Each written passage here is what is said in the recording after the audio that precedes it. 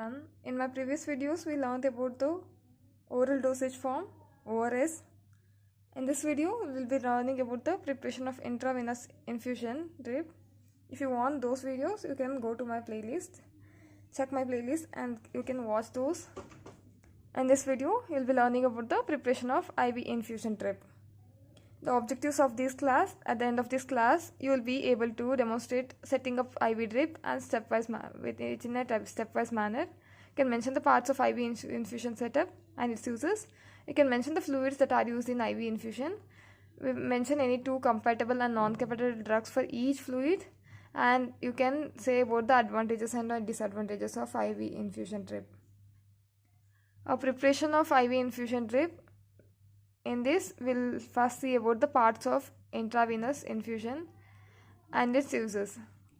A pair of gloves to maintain aseptic condition during procedure, tourniquet to find vein, alcohol wipe to clean the area of infusion, IV cannula with fixing plaster to infuse IV fluid.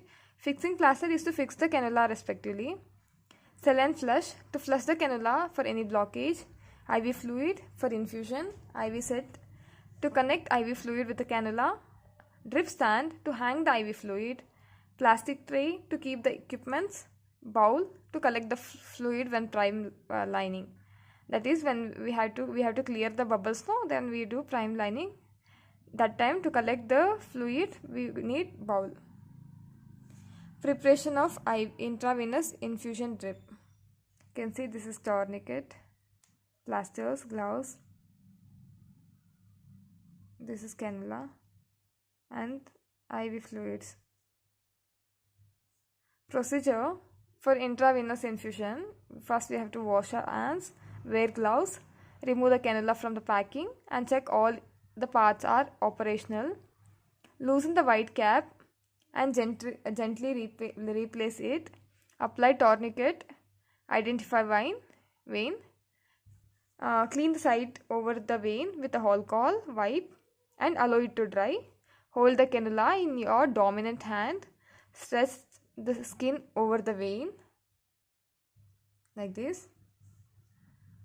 Step 1, step 2, 3 and 4. After stretching, insert the needle at an angle of 10 degrees to the skin.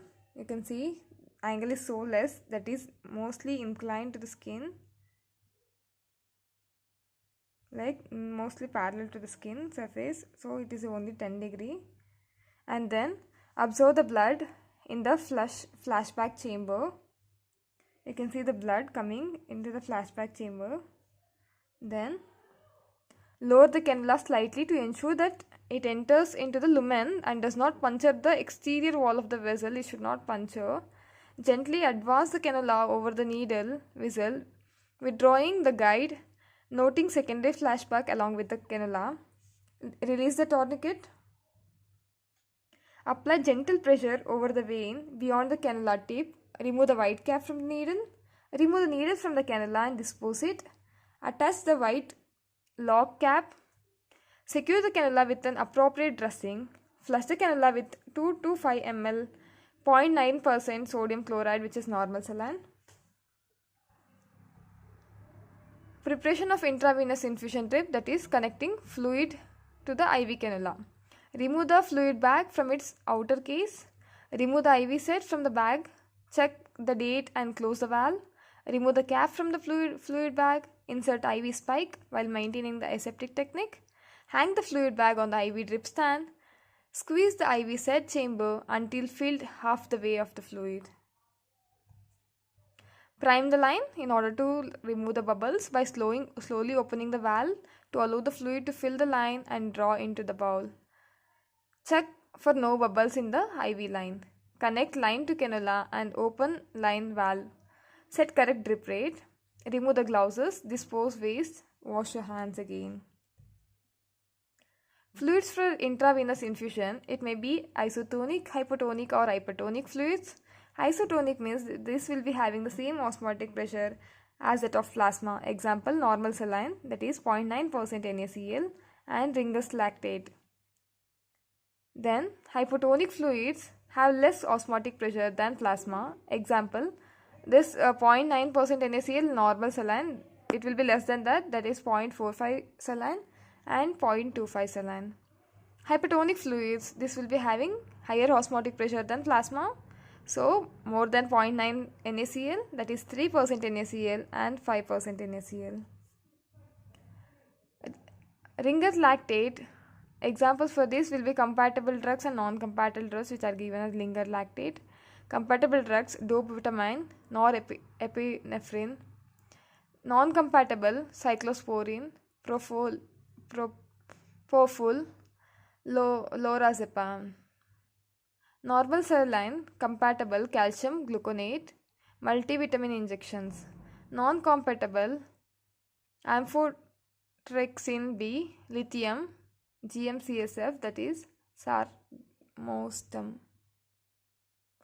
5% dextrose in water, that is compatible norepinephrine and dopamine. Non-compatible, magnesium citrate, phenetone, magnesium chloride.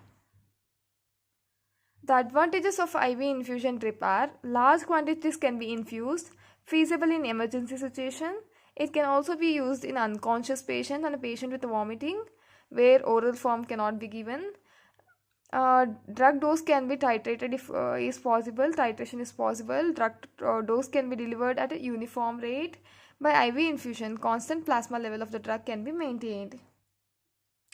Disadvantages, as it involves a needle, there will be pain at the site of the injection, thrombocytopenia, thrombophlebitis, risk of infection, and air embolism also you can see.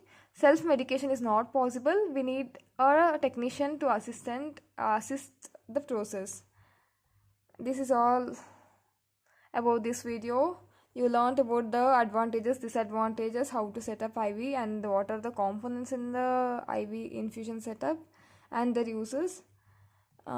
This all you learned in this video. If you find this video helpful, please do like, share and subscribe to my channel.